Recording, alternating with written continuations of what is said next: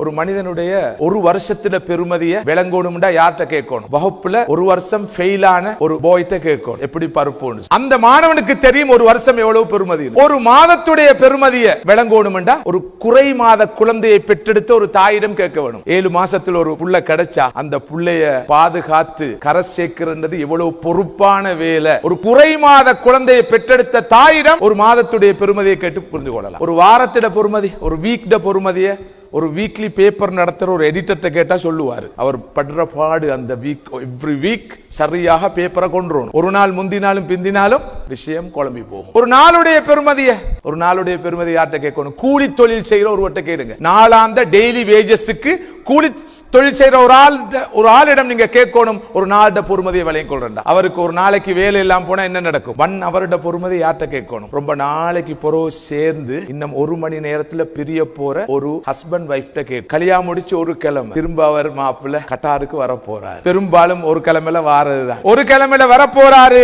இன்னும் 1 ஹவர் தான் இருக்குது. ஹஸ்பண்டுக்கும் வைஃபுக்கும் கல்யாணம் முடிச்சு ஒரு கிழமை மிஞ்சி இருக்குது 1 ஹவர். அந்த 1 ஹவரோட பொறுமதி உலகத்துல வேற யாருக்கும் விளங்கல. அவங்க 2 பேரும் விளங்குறோம். ஒரு நிமிடத்துல பெருமதிய ட்ரெயினை மிஸ் பண்ணின ஆள்கிட்ட கேட்டா சொல்லுவாரு. ட்ரெயினை மிஸ் பண்ணிட்டாரு, ஒரு நிமிஷம் லேட் ஆகி வந்து. ஒரு செகண்ட பொறுமதிய ஒரு ஆக்சிடென்ட்ல இருந்து தப்பின ஒரு ஆள்கிட்ட கேட்கணும். ஒரு செகண்ட் முந்தி இருந்தா ஆக்சிடென்ட், ஏதோ அல்லாஹ் நாடி ஒரு செகண்ட்ல அவர் தப்பிட்டார். எல்லாட்டி ஆக்சிடென்ட்ல மாட்டி இருப்பார். ஒரு மில்லி செகண்ட பெருமதியை யார்கிட்ட கேட்கணும்? ஒலிம்பிக் போட்டியில சில்வர் மெடல் எடுத்தவர்கிட்ட கேட்கணும். முழு ஆயுளோட பொறுமதிய கிடைச்ச ஆயுள் எனக்கு கிடைச்ச 65 வருஷம், எனக்கு கிடைச்ச 60 55 வருஷம், எனக்கு கிடைச்ச 40 வருஷம் 30 வருஷம், எனக்கு கிடைச்ச 25 வருஷம் எவ்வளவு பெருமதியானது என்றத யாரு சொல்லுவார்? சக்கராத்து ஹால்ல ரிப்போர்ட்ட கேட்டா சொல்லுவார். ஆனா அவருக்கு சொல்லலாம். சக்கராத்துடைய நிலையில தனது உறுப்புகளை அசைக்க முடியாத நிலையில இருக்கிற ஒருவரிடம் போய் கேட்டால் தனக்கு கிடைச்ச முழு ஆயுளும் எவ்வளவு பெருமதியானது.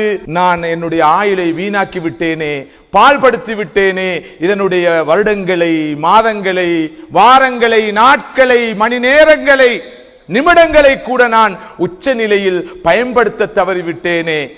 கால ரப்பிர்ஜிஊன், எனது இறைவா என்னை திருப்பி அனுப்பு, அமல் சாலிஹன், நான் நல்ல காரியங்கள் செய்துவிட்டு திரும்பி வருகிறேன் என்று மௌத்துடைய சந்தர்ப்பத்தில் சக்கராத்துடைய வேளையில் அங்கலாய்க்காத எவரும் இருக்க மாட்டார் என்று அல் குர்ஆன் சொல்கிறது. ஆனால் வலன் யுஅக்கிரல்லாஹு நஃப்ஸன் இதா ஜா அஜலுஹா, ஒரு மனிதனுக்குள்ள அந்த அஜல் வந்து விட்டால் ஒரு கணப்பொழுது முற்படுத்தப்படவும் மாட்டாது, பிற்படுத்தப்படவும் மாட்டாது.